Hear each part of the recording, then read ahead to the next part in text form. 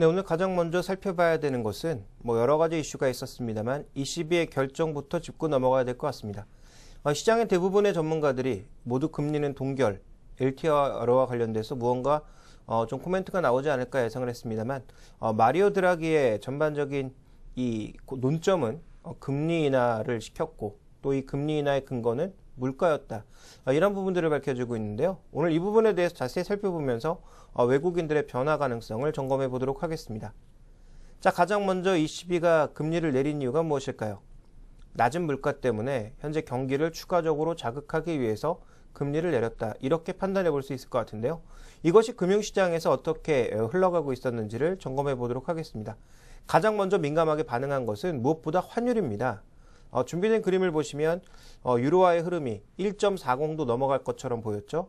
달러 대비해서 굉장히 큰 폭의 강세를 보이면서 한때 1.40 라인까지 돌파하지 않을까. 그래서 사상 최고치 수준이었던 1.47, 거의 1.50에 육박했던 그 정도 수준까지 가는 게 아니냐. 이런 예상도 나왔습니다만 의외로 시장에서는 유로존 경제가 생각보다 안 강하고 내년도의 전망을 1.2%에서 1.1%로 낮춰 잡으면서 유로화가 하락하기 시작했고요. 하락의 폭이 점점 깊어지더니 오늘의 추가적인 금리 인하로 인해서 유로화는 추가적으로 약세를 보여주고 있습니다. 그래서 전반적으로 지금 금융시장 내에서 가장 탄력적으로 움직인 것은 최근에 금리도 조금 내려가는 모습을 보였지만 미국채 수익률보다 유로화가 좀 더 민감하게 움직였고 이 하락하는 유로화 때문에 달러화는 밀려서 올라갈 수밖에 없는 상황이었다. 이렇게 좀 보여지고 있죠. 그래서 유로화 하락은 두 가지를 얘기하고 있습니다. 유로존 경제가 생각보다 굉장히 강하다라는 것을 암시했었는데 그런데 이제 까보니까 막상 지켜보니까 4분기 그리고 내년도에 유로존의 성장률은 여전히 그렇게 생각보다 높은 수준을 가져갈 수 없다라는 것이 다시 한번 밝혀졌다라는 거죠. 그래서 유로화는 다시 한번 9월 수준까지 빠르게 내려앉았기 때문에 현재 9월 수준에서 다시 추가적인 강세를 보일 수 있을지 아니면 유로존이 추가적으로 수출을 늘려나가기 위해서 계속 유로화 약세를 이끌어낼지 이 여부의 중요성이 이제 달려있다고 보여지고 있고요. 결국은 오늘 나오지 않았던 LTRO 같은 이 추가적인 유동성 공급 정책이 다음 달에 바로 나올 수 있겠느냐 이 부분에 좀 초점을 맞추고 있는 것 같습니다. 그리고 또 한 가지 변화는 뭐냐면 유로 경제가 비교적 강했다라는 점이 지금 반발로 작용하면서 환율이 빠르게 움직였다면 또 하나의 유로화를 설명할 수 있는 중요한 지표 중에 하나는 그동안 꾸준하게 언급드렸던 대로 2013년도의 자금 트렌드, 전체적인 에셋 플로우의 가장 중요한 핵심은 선진국 주식으로의 자금 회귀 현상이다. 이 부분 말씀드렸고요. 그리고 또 하나 이제 중요하게 말씀드렸던 게 서유럽 쪽의 펀드 자금이 늘어나고 있다는 말씀드렸죠. 그러니까 최근에 유로화가 강세를 보이는 구간에서 유럽 쪽으로의 자금 유입은 굉장히 빠르게 진행되는 양상이었고요. 이렇게 유로화 쪽으로 계속 돈이 들어오다 보니까 자연스럽게 유로화도 강세를 보일 수밖에 없었던 거죠. 그런데 이제 반대로 유로화가 주로 내려가는 구간들을 살펴보게 되면 돈이 빠져나가거나 많이 들어오지 않는 모습들을 우리가 발견을 할 수가 있습니다. 그래서 전체적으로 지금 현재 흐름에서는 유로화가 이 10월 말까지는 강세를 보였지만 11월 달 들어서 약세를 보여주고 있기 때문에 서유럽 펀드 쪽으로 들어가는 자금, 다소 공격적으로 주식 쪽으로 분배됐던 이런 자금들이 둔화될 가능성, 또 하나 유럽과 같이 움직이고 있는 대표적인 광산주들, 원자재 관련주들 이런 종목군들의 시세 흐름이 약해질 가능성을 생각해 봐야 될 것 같습니다. 자, 오늘 미국 시장 내에서도 여러 종목군들이 약세를 보였고 대부분 업종이 약세를 보였습니다만 가장 크게 약세를 보였던 것은 원자재 관련주들이었죠. 대표적으로 알코아가 8%가량의 급락을 보였습니다. 다우지수 내에 포함되어 있었습니다만 다우지수 내에서의 8% 종목의 급락의 영향을 별로 주지 않은 것은 알코아의 절대 주가가 싸기 때문이죠. 혹시 모르시는 분들을 위해서 설명을 드리겠습니다만 우리나라의 이 지수 산정 방식은 인덱스, 즉 코스피라고 하는 것은 인덱스 방식이고 이 인덱스는 시가총액이 기준입니다. 그러니까 우리나라 지수가 올라가기 위해서는 삼성전자라든지 아니면 현대차, 한전, 포스코 같은 종목군들이 많이 올라야 시가총액이 늘어나면서 지수도 상승을 하는 거죠. 그러니까 우리나라 지수가 2,000을 넘었다라는 건 현재 기준 지수인 1980년도 1월 3일의 시가총액 대비해서 지금 2,000선까지 왔으니까 그때 시가총액 대비해서 20배가 났다라는 겁니다. 그러니까 1980년도의 시가총액은 한 50조 정도였고요. 지금은 1,000조에 육박하고 있는 거죠. 그러니까 이런 차이를 보여주고 있다는 것인데 미국은 다릅니다. 니세 지수는 시가총액을 반영하고 있지만 다우 지수라든지 나스닥 지수라든지 S&P 500 지수 같은 경우에는 지수 내에 포함되어 있는 종목의 절대 주가가 중요합니다. 그러니까 다우 지수가 많이 오르기 위해서는 상대 주가가 높은 IBM이나 이제 원자재 관련주들 중에서는 8달러, 9달러밖에 안 하는 알코아보다는 더 중요한 게 쉐브론 텍사코, 엑슨모빌 이런 종목군들의 흐름이 중요하다는 거죠. 그래서 오늘 알코아가 급락했지만 지수에 미치는 영향력은 제한적이었다. 왜냐하면 다우지수라고 하는 것은 그 종목들의 평균 단가를 나타낸 것이기 때문에 실제적으로 이 주식 한 주당 주가가 높은 종목군들의 움직임들이 더 중요하다는 거죠. 그래도 오늘 IBM이나 이런 종목군들이 1% 내외의 조정을 받았기 때문에 상대적으로 다우지수의 하락폭은 작았다. 이렇게 볼 수가 있겠고요. 시가총액을 표현하는 니세 지수의 움직임은 좀 더 탄력적으로 움직였다. 이렇게 좀 볼 수 있는 상황입니다. 또 그렇게 본다면 나스닥 지수 같은 경우에도 뭐 구글이라든지 아니면 절대 주가가 굉장히 높은 애플 같은 종목군들의 변동에 더 영향을 많이 받는다. 이렇게 좀 봐야 되겠죠. 그래서 이런 차이점이 존재하는 거고요. 자, 그 다음 우리가 좀 살펴봐야 되는 건 그럼 현재 구간에서 금리를 왜 내렸을까? 이 부분을 점검을 해봐야 될 텐데요. 자, 전체적으로 유럽의 흐름에서 가장 중요한 건 또 전 세계 경제에서 가장 중요한 건 지금 현재 구간에서는 총수요가 늘어나느냐 여부입니다. 그리고 인플레가 존재하느냐 여부인데요.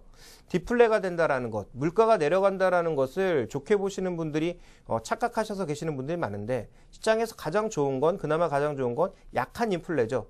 시장의 성장률을 넘어서지 않는 약한 인플레가 진행이 된다면 그게 가장 좋은 건데요. 지금 현재 구간 어떻습니까? 유럽은 여전히 디플레 상황을 벗어나려는 정도, 이 정도에서 지금 바라보고 있고요. 그래서 최근에 이제 유럽의 물가가 굉장히 안정되면서 마이너스 국면을 보이면서 오늘 금리를 내릴 수 있었는데 여러 가지 지표들을 조금 살펴보도록 하겠습니다. 먼저 소비 쪽의 흐름을 살펴볼 필요가 있겠죠. 우리가 이제 총수요라고 하면 소비나 투자 이런 쪽을 많이 생각하게 되는데 먼저 유로존 소비와 관련된 지표들, 투자 심리와 관련된 지표들을 점검을 해보면요. 준비된 그림에서 보시는 것처럼 최근에 경기 신뢰 지수라든지 소비자 신뢰 지수라든지 아니면 PMI 지표 같은 것들 기업이 앞으로 투자를 한다거나 아니면 좀 더 돈을 쓰는 데 있어서의 심리는 많이 개선되고 있습니다. 물론 2007년도만큼 아주 강했을 때의 수준에 비한다면 여전히 조금 제한적인 수준이다라고 봐야 되겠습니다만 전반적인 경기 신뢰 지수나 PMI가 모두 이제 기준선 정도로 반등을 하고 있는 모습이고 과거에 비해서 바닥에 비해서는 분명히 반등을 하고 있다. 이렇게 봐야 되겠죠. 심리 개선에 따라서 이것이 행동으로 나와야 되는데 행동으로 나오기에는 아직까지 좀 부족한 부분이 있다라고 볼 수가 있겠는데요. 대표적으로 유럽 주요국들, 유럽의 이제 경제 순위대로 4개 국가의 가계 신용을 보시면 신용이라는 게 결국 뭡니까? 빚을 사용해서라도 소비를 하거나 무언가를 하고 있다는 얘기거든요. 그런데 전반적인 가계 신용은 원래 빚을 쓰지 않는 독일 정도를 제외한다면 나머지 국가들은 여전히 가장 좋았던 2006년도, 7년도 수준에 비한다면 여전히 굉장히 제한적인 수준입니다. 연간 기준으로의 증가율도 별로 없는 상황이죠. 그러니까 결국 신용을 못 쓰고 있으니까 추가적으로 소비하기가 어렵다라는 것이고요. 미국이나 유럽 같은 선진국들은 보통 자기가 벌어들이는 돈 비해서 조금 더 소비를 하죠. 미래 소득을 당겨서 이제 소비를 하기 때문에 이런 신용들이 중요한 것인데요. 이런 신용들이 아직까지는 좀 빠르게 플러스 국면으로 가지 못하고 있고 또 급하게 올라가지 않고 있기 때문에 향후 소비의 증가 가능성은 아직까지는 제한적이다라고 봐야 될 것 같습니다. 또 하나, 우리도 마찬가지지만 이런 선진국가들의 가장 중요한 자산 중에 하나가 결국은 주택이라고 하는 부동산 자산이죠.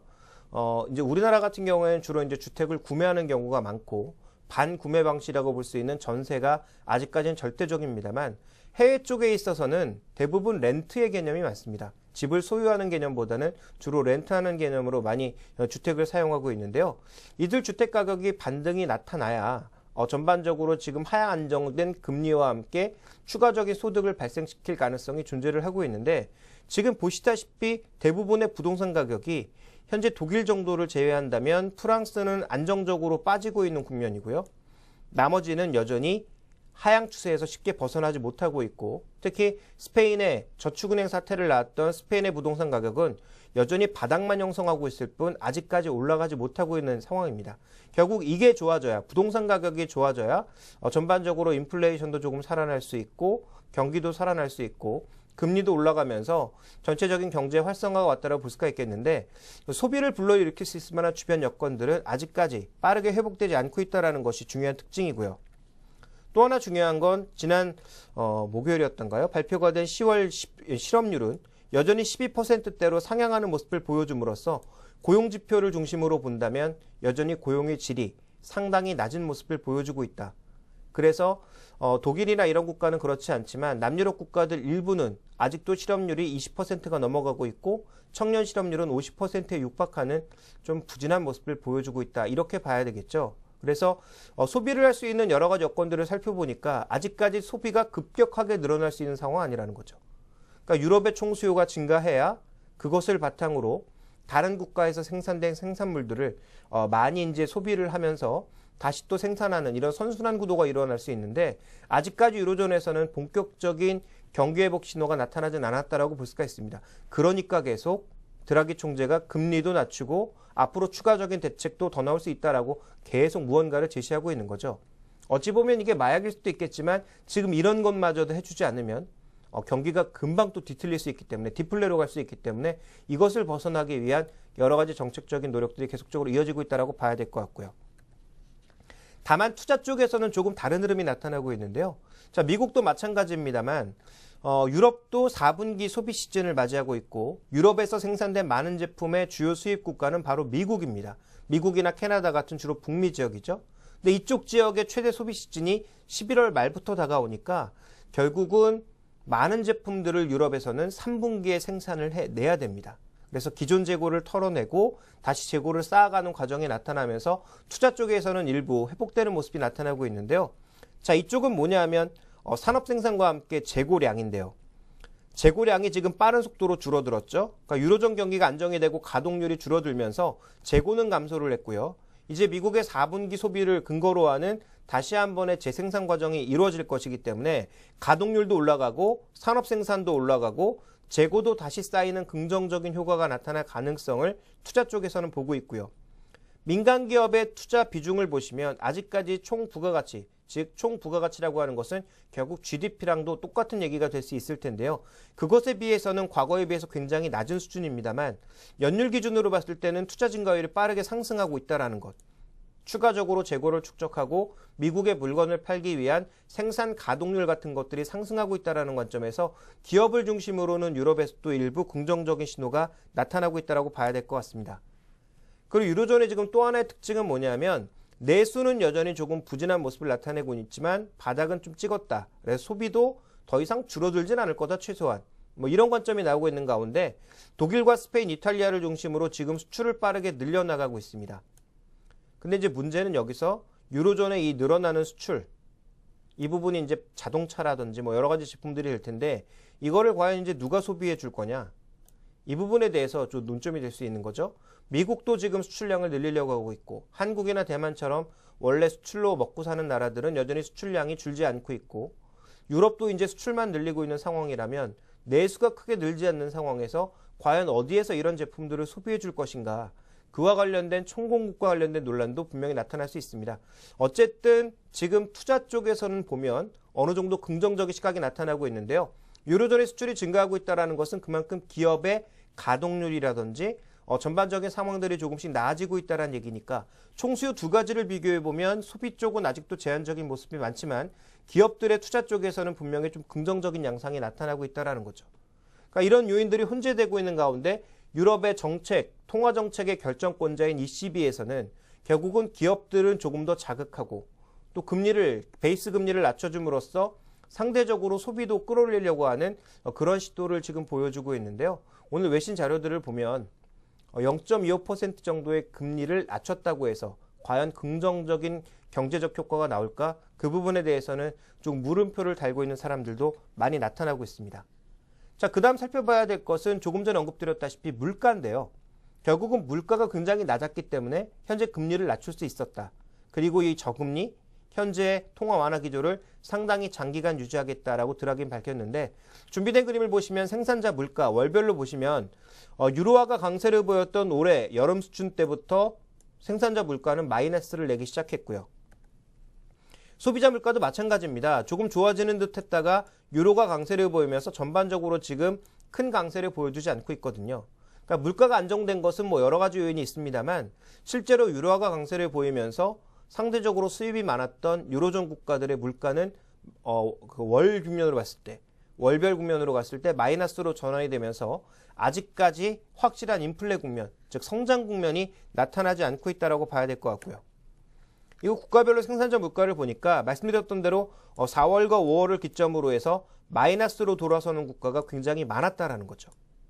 자, 이런 마이너스 국면은 결국은 아직까지도 유로존 국가들은 뚜렷하게 성장할 만한 요인들을 독일을 제외하고서는 별로 찾아나가지 못하고 있다. 이렇게 해석해 볼 수 있는 상황입니다.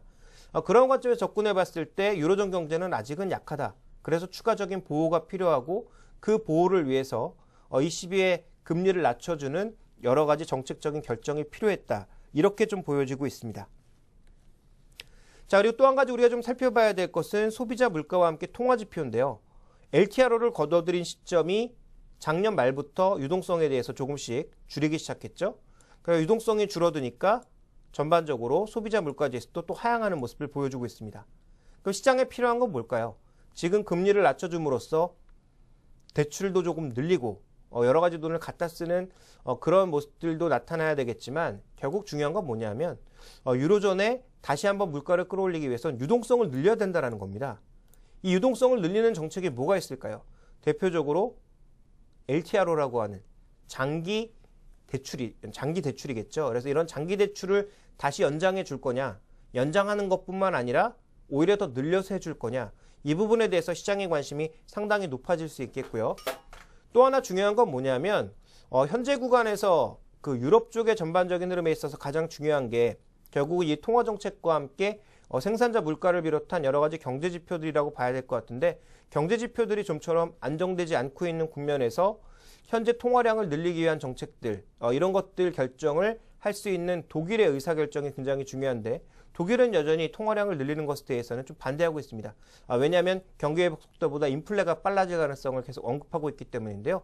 오늘 ECB에서 중요한 결정을 내리지 못했던 것, 즉 LTRO 결정을 내리지 못했던 것도 독일의 눈치를 보느라 상대적으로 경제의 충격이 적은 이 금리 결정만 하고 실제로 이제 LTRO 같은 것들을 내놓지 못했다라고 볼 수가 있겠고요. 또 하나 이제 중요한 건 예금금리와 대출금리 이런 것들도 좀 조정을 해줘야 되겠죠. 예금금리를 마이너스로 낮춰버리면 누가 은행에 돈을 갖다 넣겠습니까? 그러면 그 은행에 들어가 있던 돈들이 밖에 실물 경제로 나와서 어떻게든 돌면서 시장에 좀 경제의 충격, 상승 충격을 줄 수 있는데 아직까지 유럽은행들은 그런 관점까지 가지 않고 있거든요.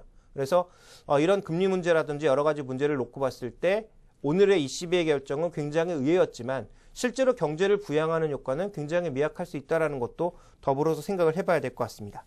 자, 그렇다면 과연 시장 대응 전략은 어떤 식으로 가져가야 될지 그 부분에 대한 고민이 필요합니다. 오늘 시장이 초반에는 ECB의 금리 결정에 굉장히 부응하는 모습을 보이면서 유럽 증시들이 대부분 1%씩 올랐습니다.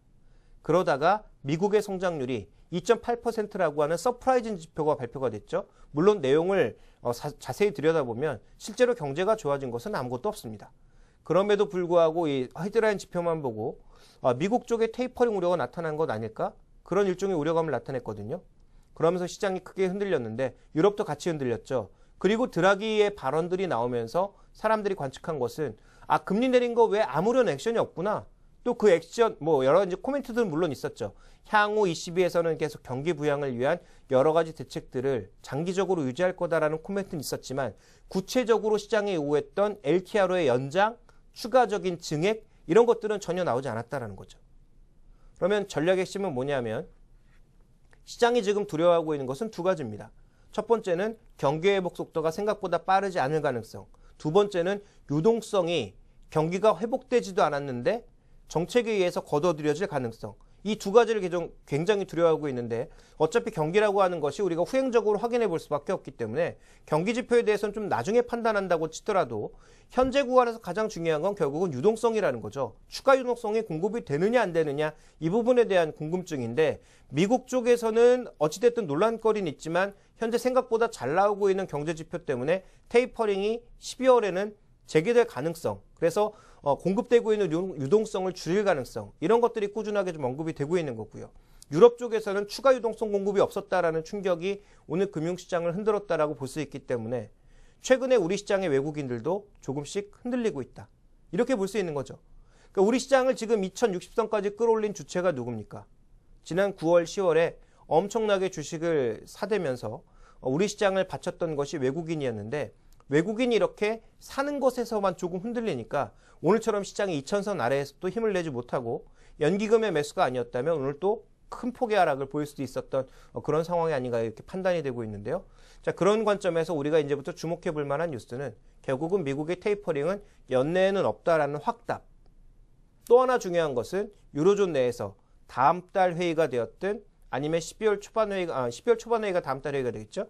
12월 초반 회의에서 월초 회의에서 과연 LTR와 같은 추가적인 유동성 공급 정책을 내놓을 수 있는지 이 부분이 핵심이라는 거죠. 결국 시장은 원하고 있는 것은 여전히 유동성이고 유동성이 빠져나가지 않아야 또 줄어들지 않아야 현재 밸류에이션을 유지할 수 있다라는 믿음이 있기 때문에 이 유동성의 관점에서 놓고 봤을 때 유동성 공급 정책이 있어줘야 외국인들의 매수도 다시 재개될 가능성 혹은 매도하지 않을 가능성이 나타난다라는 거죠.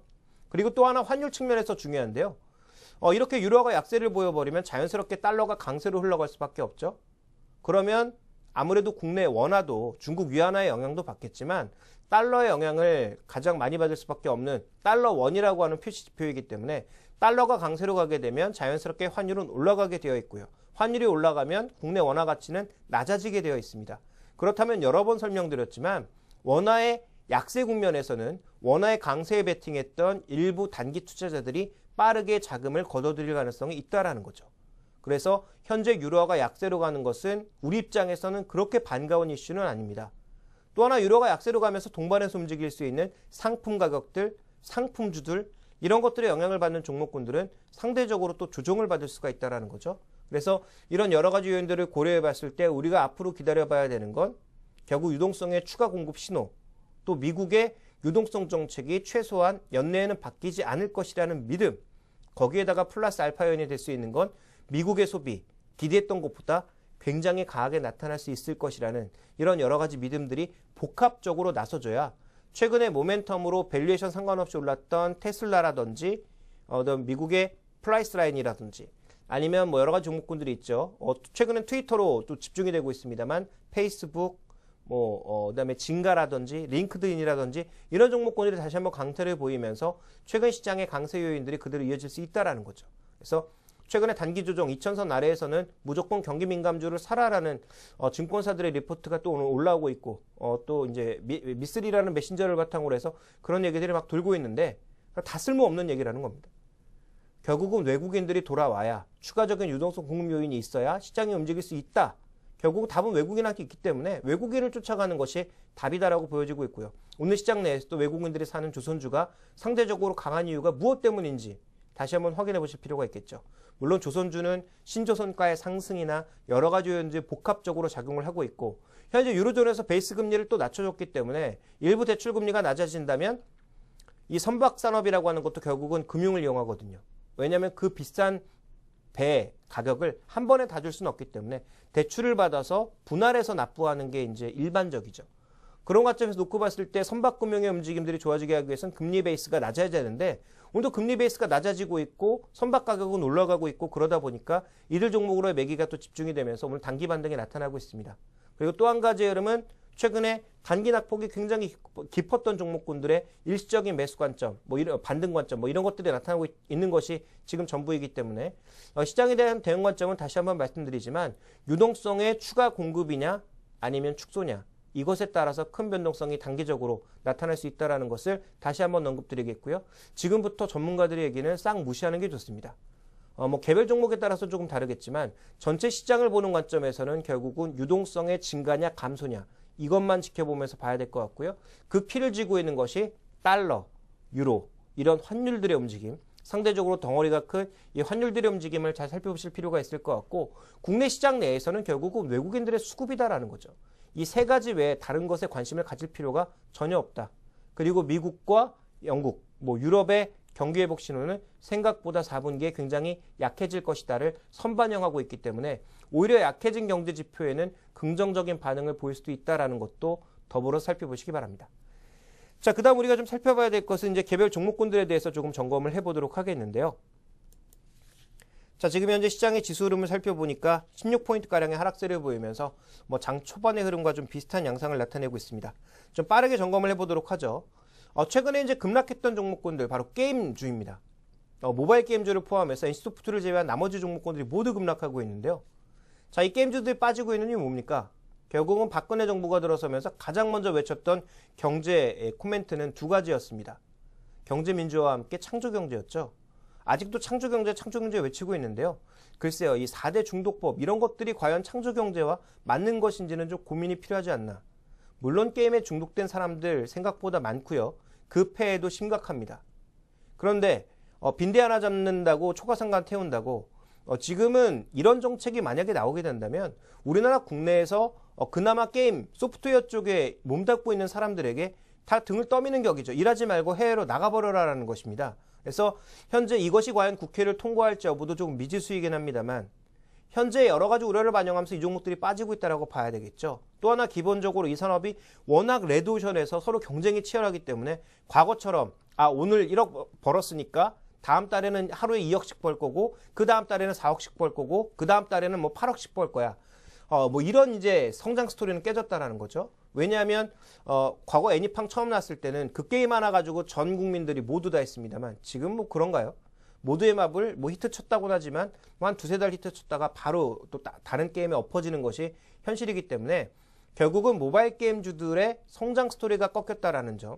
또 정부가 과연 창조경제를 할지 안 할지 모르겠습니다만 어쨌든 창조경제 그 개념도 굉장히 모호한데 어쨌든 지금 창조경제의 핵심이라고 볼 수 있는 컨텐츠라든지 이런 엔터테인먼트 사업 쪽의 전반적인 흐름을 굉장히 옥죄고 있다는 거죠. 그래서 이 법안의 통과 여부에 따라 여전히 단기적인 변동성이 남아있다. 투자할 만한 종목이 있느냐? 지금 당장은 없다라는 거죠.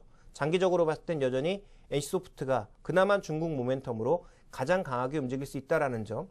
또 반등이 나온다고 하더라도 현재 정부 정책의 의지 자체가 쉽게 꺾이진 않을 것으로 보여서 게임주들에 대해서는 당분간 좀 보수적인 시각이 필요하다. 그리고 또 하나 게임주의 호재로 나타날 수 있는 것은 페이스북과 관련돼서 매출이 크게 증가했다. 이런 뉴스가 나온다면 또 오를 수가 있겠죠.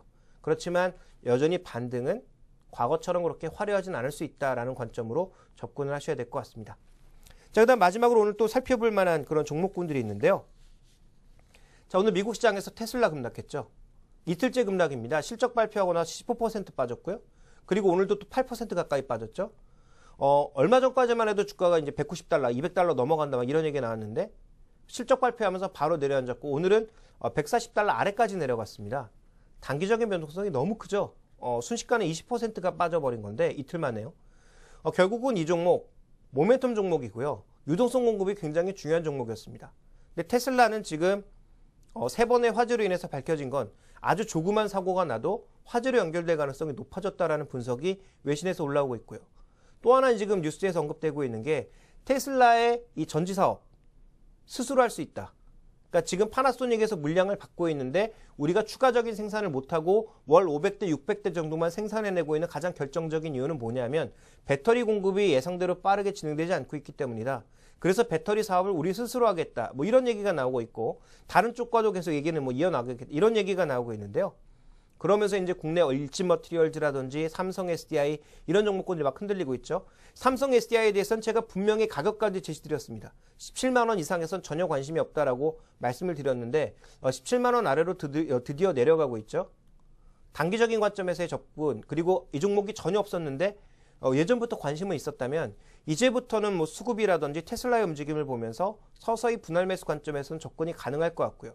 다만 승부는 절대 단기에 안 난다라는 거죠.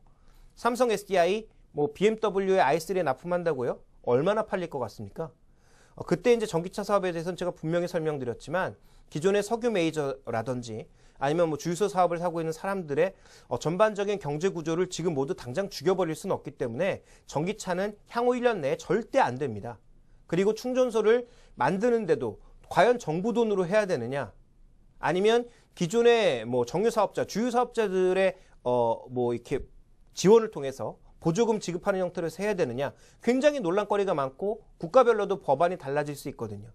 그래서 이 충전기가 빠르게 보급되지 않는다면, 그리고 한 번에 충전하는데 대부분 급속 충전을 해도 30분이죠. 과연 뭐 우리나라뿐만 아니라 대부분 국가에서 빠르게 굉장히 바쁘게 사는 이 도시인들이 한 번 주유할 때마다 30분씩 기다려 줄까요? 그리고 이 충전소가 한정적이라면, 그리고 생각보다 전기차가 많이 팔린다면 얼마나 초기의 포화 상태에 이르르겠습니까? 그걸 보고 과연 정부의 보조금을 많이 주지 않는 이상 전기차를 많이 살까에 대해서도 고민이 필요합니다. 그래서 삼성 SDI는 다시 한번 말씀드리지만 정말 장기적인 시각에 접근이 필요하고요. 단기에 무언가 승부를 내는 걸 원하신다면 정말 방망이를 짧게 잡고 1루타라도 치는 것을 목표로 가셔야 된다는 거죠. 현재의 가격이 왜냐하면 그렇게 싸지 않기 때문입니다. 다시 한번 강조드리지만 삼성 SDI 장기적으로 분명히 좋은데 단기적으로는 여전히 변동성 구간이다라는 것을 살펴보실 필요가 있을 것 같고요. 뭐 일진 머티리얼즈 이런 종목에 대해서는 더 이상 말씀 안 드리겠습니다. 삼성 SDI도 지금은 단기 대응이 필요한데 그들 종목은 더더욱 단기 대응이 필요하겠죠. 나머지 코스닥 종목들에 대해서는 얘기 드리고 싶지가 않고요. 자, 그리고 이 3D 프린터와 관련돼서도 얘기가 나오고 있는데요. 미국의 이제 2위 3D 프린터 업체인 스트라시스 같은 경우 오늘 또 긍정적인 모습을 보이면서 뭐 국내 관련주들의 자극을 줄 가능성이 있는데요. 다시 한번 언급드리지만 국내 3D 관련주는 없습니다. 현재까지 제가 판단한 바로는 없고요. 올라가고 있는 종목군들은 머니게임이라는 거죠. 머니게임을 하시고 싶은 분들만 거기에 참여할 필요가 있겠고요. 관련된 부품이나 장비를 생산하고 있는 기업들, 그리고 이러한 3D 프린터 산업은 우리가 정말 장기적으로 놓고 봤을 때도 대규모 공장에서 대규모 물량을 찍어내는 그런 사업이 될 가능성이 없다라는 것. 이 부분을 좀 고려를 해보셔야 될 것 같습니다. 자, 지금까지 뭐 여러 시간을 통해서 말씀드렸는데요. 뭐 지수는 쉽게 회복이 되지 않고 있네요. 잠시 후에 개별 종목군들의 흐름에 대해서 좀 더 자세히 살펴보도록 하겠습니다.